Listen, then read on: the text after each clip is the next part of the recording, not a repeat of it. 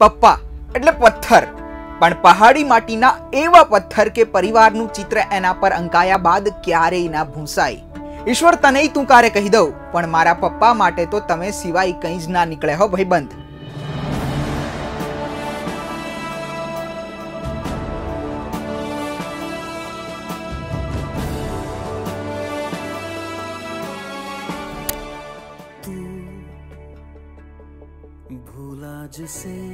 આ સાલું બધા કવિને લખવા માટે બધા દેખાણા, પણ આપણા જન્મ સમયે દવા, દવાખાનો, રૂપિયા અને વ્યવસ્થાની ભાગદોડ કરવા વાળા એક જ માણસ ભૂલાઈ ગયા, પપ્પા.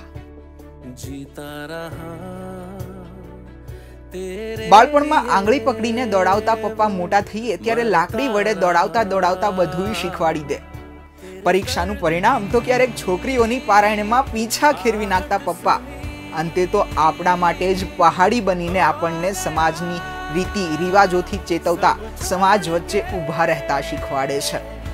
પપ્પા એટલે માત્ર પુત્રની સામે હારવા વાળા માણસ. બાળપણમાં આપણી ખુશી માટે રમત રમતા હારી જતા અને મોટા થઈએ એટલે પુત્રની તમામ ઈચ્છાઓ માટે હારી જતા માણસ.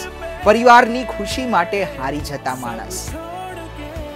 પપ્પા એટલે પુત્ર માટે હારીને જીતી જતા માણસ. Happy Father's Day to all.